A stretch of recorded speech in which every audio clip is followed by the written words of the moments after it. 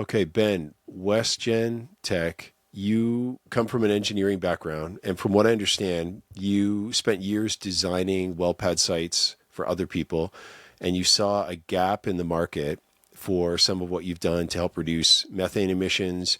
You've got a pretty unique product, from what I understand, that deals with solar and gas. You're dealing with a market right now that has an increased amount of attention in it, people looking at methane, the carbon markets. But at the same time, I feel like I've seen some of your content where you've been on trade missions. So you're in other countries like Jakarta. You've got it seems like your fingers at the pulse of what's going on with the war in Iran and oil prices. So I feel like what seems like you started, with this engineering, perspective, solving a very specific problem on the ground, very tangible, now has this like global reach. So if you could share a little bit about your company and what you guys are doing right now, that would be awesome. Thanks, Caleb. I really appreciate it.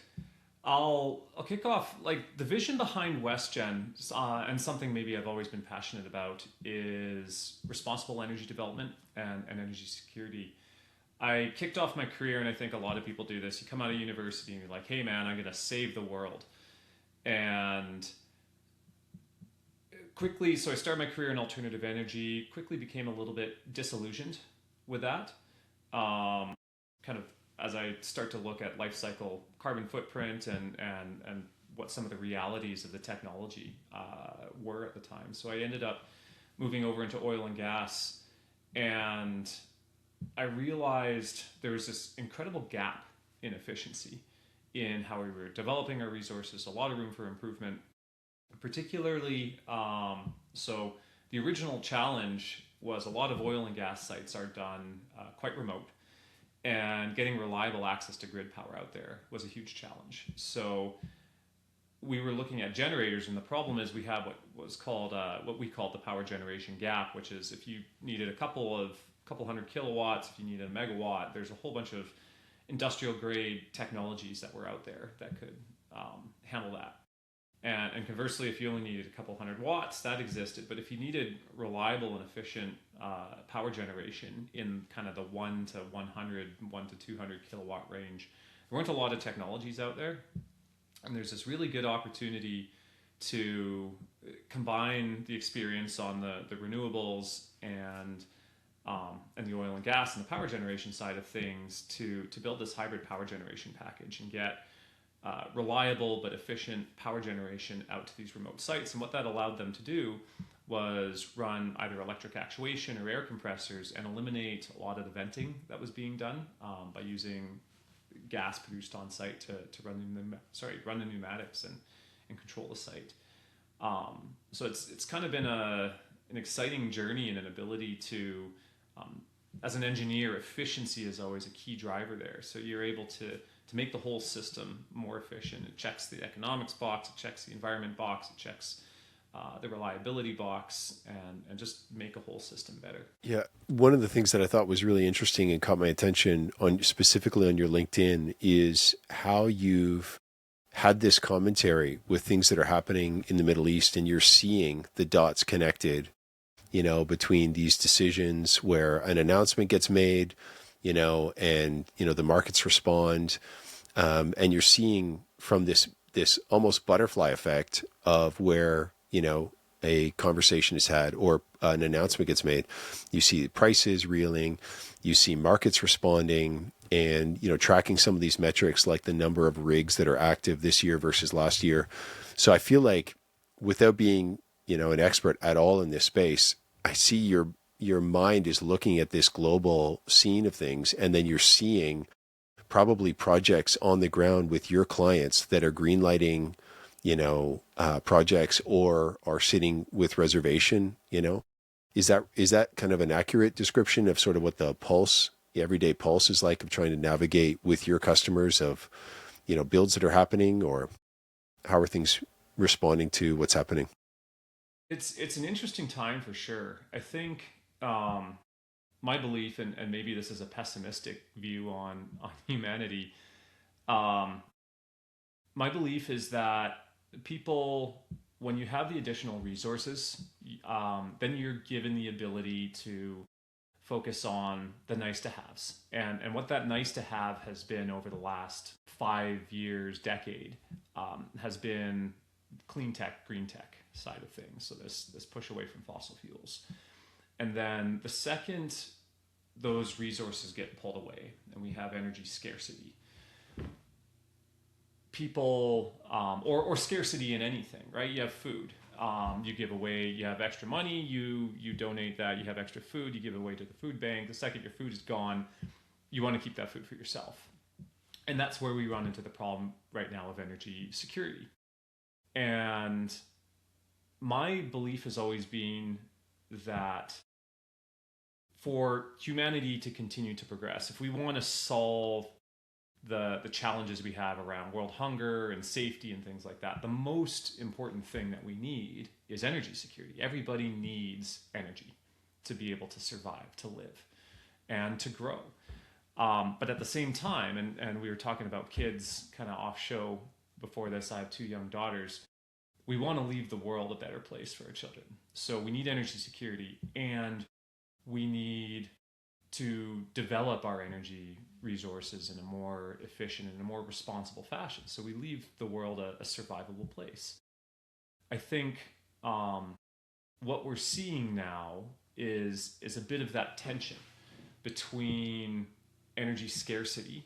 You see this, and I'm making some conjectures here, but I think the administration in the United States has been trying to develop a secure energy future for the U.S., and I think that has led to some of the conflict that we've had.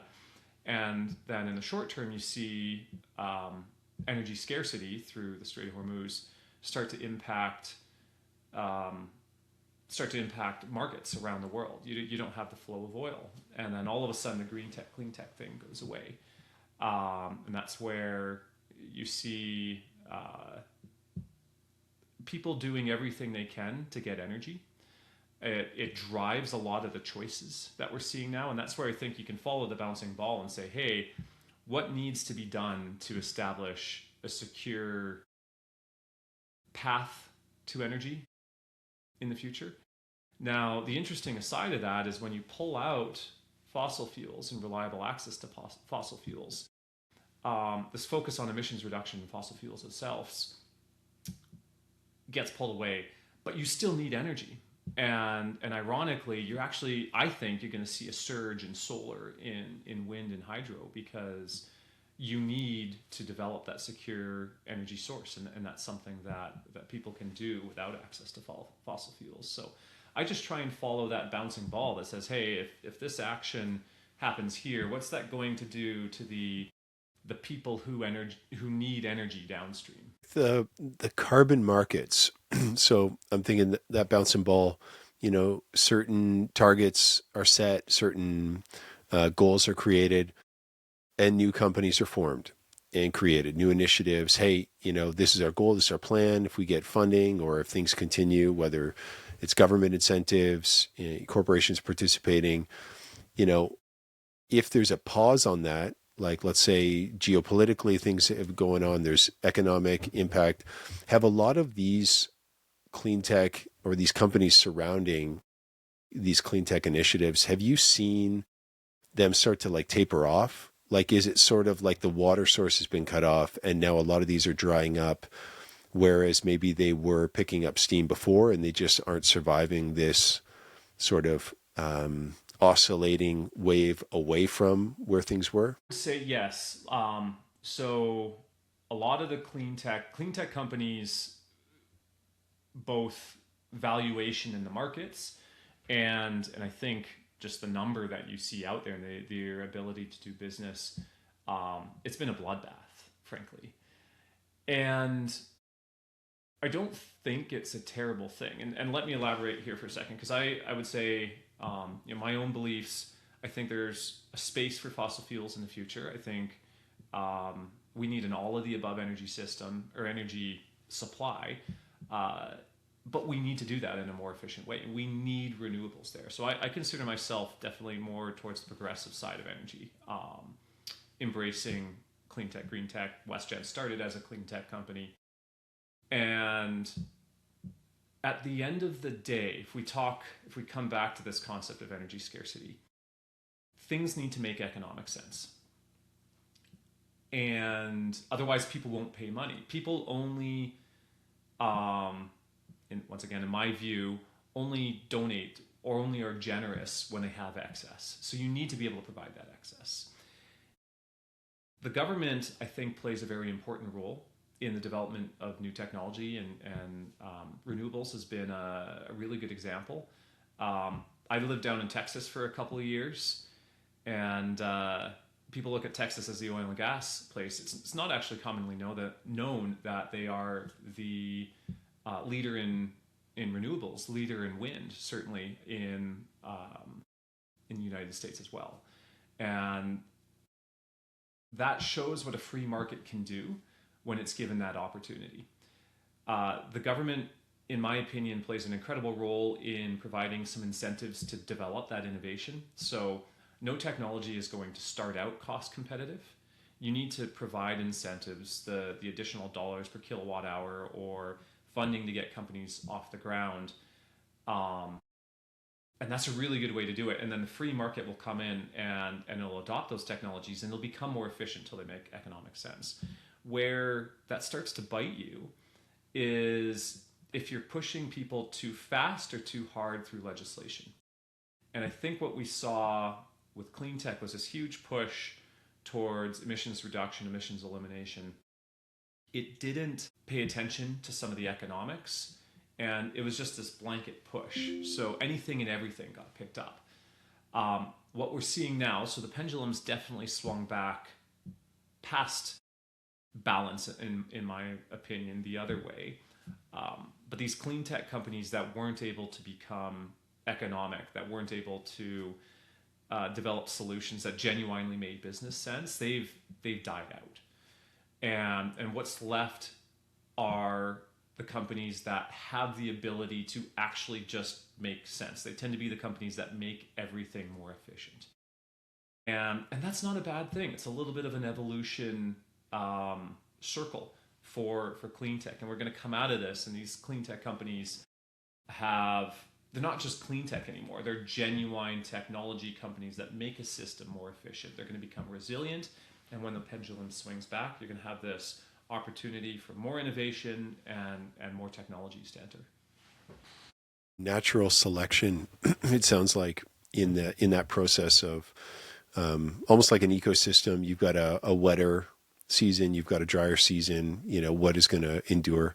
You'll find the plants that are resilient, in both.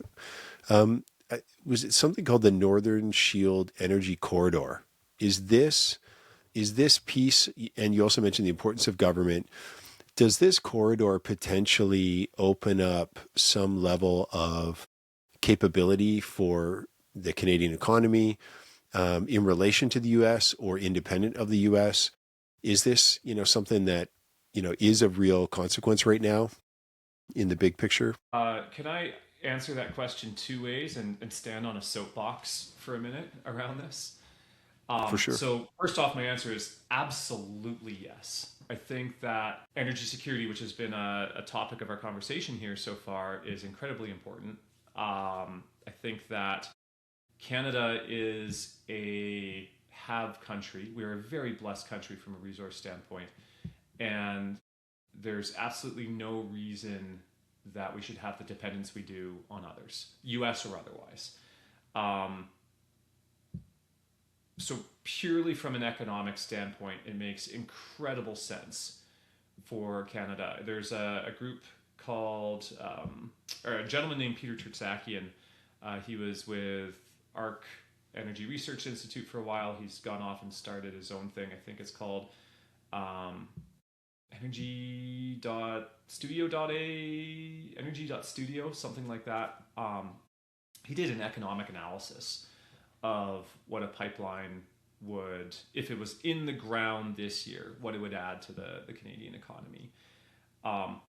Any numbers I make are going to be, I can't remember that at all. So I'm completely making these up. But the impact was absolutely incredible. It was like completely eating away at our not just the deficit, but at our debt. We could pay back billions, tens of billions, just from one pipeline. And that doesn't even mention the energy security side of things, the ability for Canada to take care of itself. But I actually want to take the step too. We've been talking about clean tech. I did, it's about 4 months ago, the east coast of Canada took in its first shipment of LNG from Australia. And I got a little bit of frustrated from that. I love Australia. We're trying to expand in Australia, so nothing against them. We have so much gas in Canada. There's no reason we shouldn't be using our own gas. And one of the big challenges to the energy corridor has been the environmental side, which drives, as someone who I believe we're trying to literally do everything we can to save the environment. I'm going to hop on the pipeline train for a minute here. I did a carbon analysis of shipping LNG from Australia up to the east coast of Canada versus a pipeline. And so here's the shameless self-promoting side of things. I apologize. It's all posted on LinkedIn. I did a little white paper on it. I have all of the calculations if people want to back check the work. It's all referenced to the studies. It's the engineer in me. I was extremely conservative. It was like 2 to 3 shipments of LNG would be the equivalent of the whole life cycle carbon footprint of installing that pipeline. And this is gas. So you're not worried about spills or things like that. Your boil off, your fuel, your liquefaction energy that goes into is about 1/3 of the gas itself. Plus, then you have to boil it off on the other side.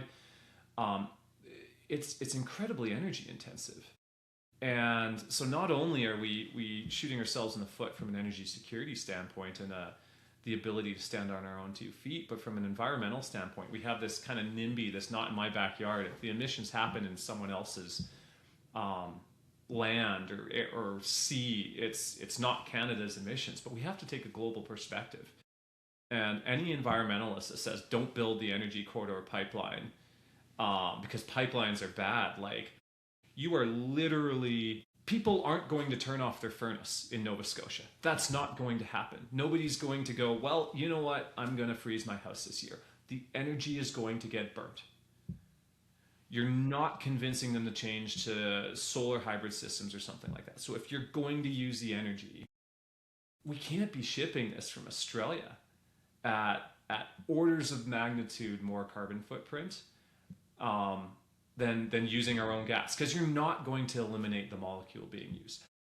100% for doing everything we can to eliminate those molecules being used, but you're not convincing Fred in his house or on his fishing boat to not go out and fish in the morning using diesel. So do you want to ship that diesel from across the world, or do you want to use what we have here? And a reality is the pipeline is the safest, lowest carbon footprint path to put that in. Sorry for the rant. No, I'm tracking with you. Soapbox now. Well, I don't think it's a soapbox. To me, it's all very level-headed thinking. In fact, coming from someone who's, like the first words out of your mouth were like, or early was, hey, in school, here's the path, desires to change the world, make the world a better place, right? And you come back to it now years later, you've got daughters, looking, you still want to do that, but your eyes seem to be, you have more context and perspective. My dad worked with the Ministry of Natural Resources for his career. And, we grew up, just loving, the natural resources of Canada. I mean, it genuinely is a wonder. It's a treasure, but I think it's interesting. One of the things to me is looking at government and realizing a lot of people's paths, their career, or some are elected in, and how many things are compartmentalized. And I like to give people the benefit of the doubt and genuinely believe, red, blue, green, whatever, that people are genuinely wanting to make the best decisions for themselves and those that they care about. And maybe for some that circle is larger, maybe for some it's shorter. I don't know, I can't speak for them, but I've wondered if the compartmentalizing of some things is part of the challenge. And actually in the context we're moving into with more integrations, tools, automations, the ability to process information and have intelligent layers that humans can make decisions with. I'm kind of hopeful maybe some of this will adjust quicker in the future. But specifically where you see the example you mentioned with the carbon, to ship LNG from Australia, but there was some number, and I was tempted to look it up while you were speaking, but excuse me, the number of coal plants that China has opened in the last couple of years, okay? And then the fact that our GDP over the last couple of years, I think our number one or number two was at potash and coal. So we're shipping. I remember looking at this. I think it was number two or number, and it surfaced to be number one at a couple of points. So I'm like, hold on, the last couple of years, coal has been one of our primary gross domestic products that we're shipping to China that is opening more coal factories than. So I'm trying to understand, okay, so we mine it, but like you said, not in my backyard. So I'm not faulting anyone for this. I think a lot of people's decisions that move different things along are siloed out or compartmentalized. And some are looking and saying, hey, this will move the needle for GDP. Let's greenlight it. Others are looking and not necessarily seeing that big picture. So I feel like seeing, bringing information, call it a soapbox or not, but creating awareness to a point where other people have that information. And then I think the more we hopefully will be using more advanced intelligence and tools, we can recognize and, balance out some of these extreme sort of oscillations. Caleb, I think that would be wonderful. And I 100% agree. I think the challenge is education. You're always going to have your 5% or whatever extremisms on both sides that aren't going to listen. We've spent some time with populist governments, is my opinion. And the challenge is with social media and the way information is distributed these days. I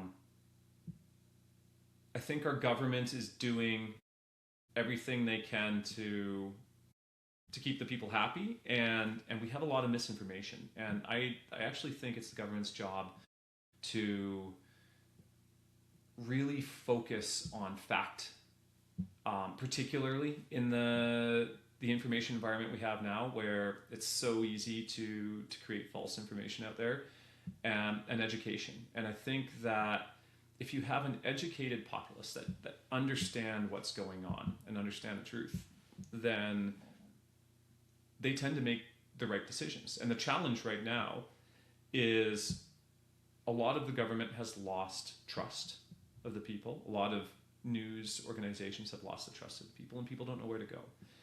If we could prioritize coming back to facts and working on education and having open conversations around exactly what you brought on, because it's not a commonly known piece of information.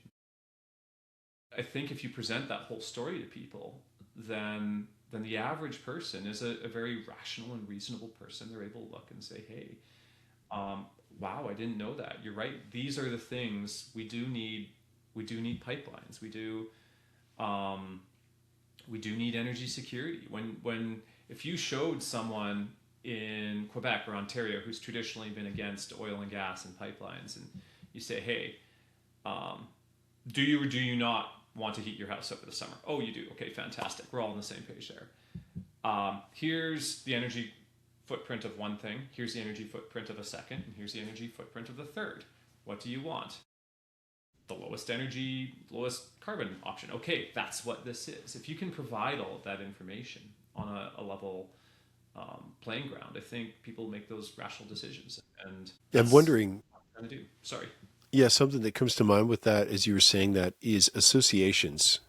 And so you're talking about information, but information, if it's exists in one pocket of the internet or one area and doesn't make itself to other people's feeds, because so much of what is calibrated now is an echo chamber for attention, based on interests or, really kind of, hacking attention. I don't mean that in a judgmental way. I just mean that it's been optimized the way that it was intended to be optimized, and it's really good at it.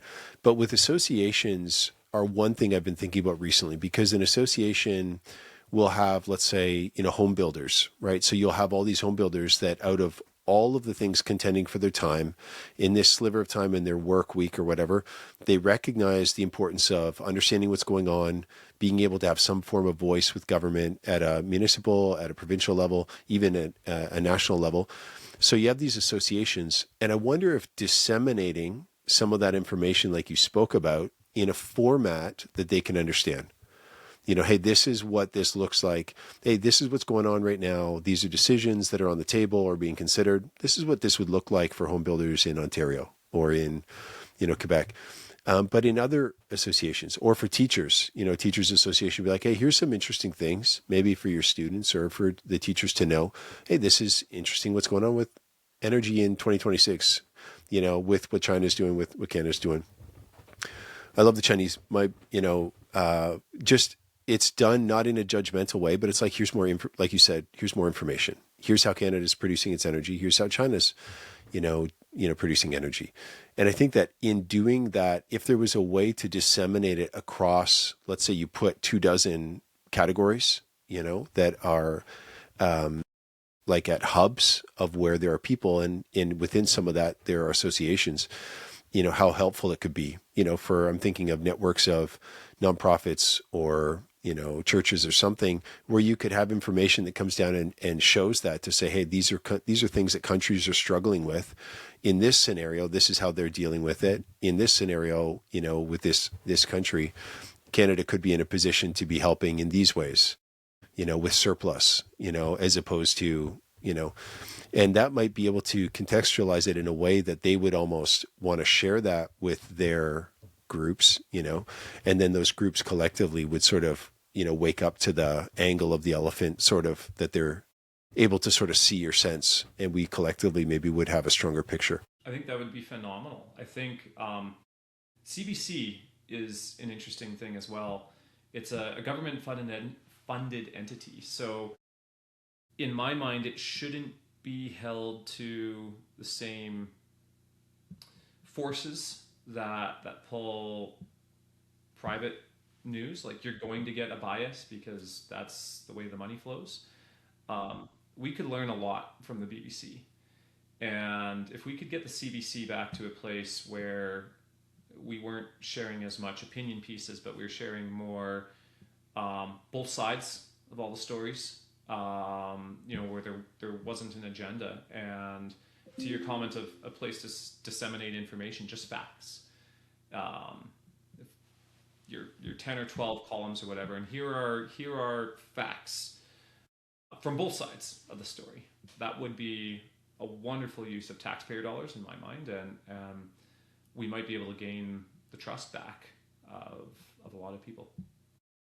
These trade missions, I think I saw something you posted. Was it Jakarta you were in? You had kind of done a little update on LinkedIn. Are these trade missions connected with, like in partnership with government initiatives, or are these private? They're with government initiatives. The Canadian government has done, I will give them a huge pat on the back from that, in the efforts to diversify Canada's trading partners outside of just the United States, with some of the security around that becoming at question in the last couple of years. We've seen them do an incredible job reaching out to both Commonwealth countries, and countries beyond that, and have bilateral trade missions going. So taking groups of companies that are similar. So we were a clean tech trade mission, and we actually started in Australia, went up to Indonesia, to Jakarta after. And you're exchanging information and companies and showing, dealing with both industry partners and the government over there to show what the countries can do. I think that's a phenomenal thing for Canada's economy, and something our government has done really well. So as more companies are, whether it's in mining or it's in compliance or it's in defense or other initiatives, as more companies are looking for options that WestGen provides a solution for, how are you working to ensure that you're showing up as that option? Like, are most of those conversations happening through association-based discussions, conferences? Are they finding you through, through LinkedIn, or where Where is some of that happening? I'll not deviate from the question too much. One of the challenges I've found, and we talked about dissemination of information, is clients now are so fatigued through LinkedIn, through conferences. You go to a conference and it's 1,000 salespeople and one client, and they're running out the door because they're chased by 100 people, or I probably get 15 to 20 LinkedIn messages a day. So I think there's a huge level of fatigue there, and what we really try and do to get in front of these people is just take it back to the people side of things. Um, we've been lucky, very lucky that we've been around long enough that there are the vast majority of our clients, I'm putting words in their mouth, but I think they're very, very happy with the product. And you can leverage that to say, hey, do you have anyone that you think would be interested in what we're doing? And just kind of expanding networks. It's amazing how quickly you can get from Canada to Australia uh, from these, Shell, for example, being a company that we work with that works on both sides of the border, and you get introductions there, then you're in Shell, and they know a bunch of mining companies, and we try and do the people thing, which is a little backwards from the direction the world's going, but I've found it's been very effective for us. Yeah, I think a lot. I know I've mentioned the term, but an oscillating wave. You see it in music, you see it in nature, you see it in economies. It has been so helpful for me to look and see that, with trends or whatnot. But I really see that aspect of there's a real desire for people to want to connect. I think back to the .com boom. I'm old enough to remember, like, what was it, MSN or MS Chat, or what was you log on and there's people, AOL and other things like that with dial-up in it. ICQ, were you ever on ICQ? Yeah, yeah, I remember that back in the day. But where people were like, love the idea. So everyone's going running to this side of things to be like, oh, I want to digitally connect. There's a chat room. There's a digital way to connect. And I think you see certainly with like Gen Z or maybe even Gen Alpha, like this other form of things where so many of them are saying they want that, they have seen the disconnect of almost these like virtual cubicles that people live in where they, without subconsciously, they just pull back into that window and exist in front of that. There's so many of them have seen that and are just have moved, in another direction. But that in-person, connection, whether you're, actually, I think at times people joke about you're sitting on an airplane and the person next to you want to talk, or whether people like that or not. But I've found some remarkable connections. You were mentioning Indonesia, but in the Philippines, I sat next to a gentleman who he was heading up the AI compliance and integration. One of his past clients was the largest oil and gas company out of the Philippines in that area. And we had a, fascinating conversation talking about different integrations, things he's learning, and it's so neat to meet people real time and have these conversations as the technology is shifting. And and there's almost a craving for it, to have those connections. And yet sometimes you have to filter through. You have this defensive wall up, I think digitally for a lot of messages incoming and whatnot. Yeah, 100%. Cool. Well, I have one other question for you. It's what I typically ask everybody just at the end is if you had to put your finger on one thing right now that you feel like you need most for WestGen to grow, what would that be? For some people it's, hey, if we had, we're raising the next round and so we need, investment, or, for some it's like, hey, if we just had like a real, very influential person just try what it is that we have, that would unlock, exposure for us. If there was one thing you could think of, what would it be? One thing, hey? Or one of the, it doesn't have to be the top. It can just be one of. Defense. So there's an incredible opportunity for dual use technology. Dual use is both defense and commercial or industrial grade. Um, and we learned recently that one of the single biggest risks for NATO forces around the globe is fuel supply for generators. It is a routine, scheduled shipment down a given path. It's incredibly easy for enemies to target, and you have to. you have to fill the generator every 8 hours, 12 hours, whatever it is. Um, there's an incredible opportunity for us. Our technology cuts fuel usage by Hmm. typically 50 to 70%. And right there, you're cutting the number of convoys by 50% or more. So we're the challenge is we compete with the General Dynamics, the GEs of the world to try and get in there. So I wouldn't call us, we're not a startup company by any means anymore, but we're nowhere near that scale. So if we could get that opportunity to be given serious consideration up with those players and demonstrate our technology, I think we've got 750 units now deployed everywhere from minus 60 C temperatures in the Arctic Circle down to the deserts of Texas. And that could be a huge opportunity for WestGen. And I think it could be a huge opportunity from a safety standpoint. Throw the emissions aside for people's lives um, across the NATO, across our armed forces.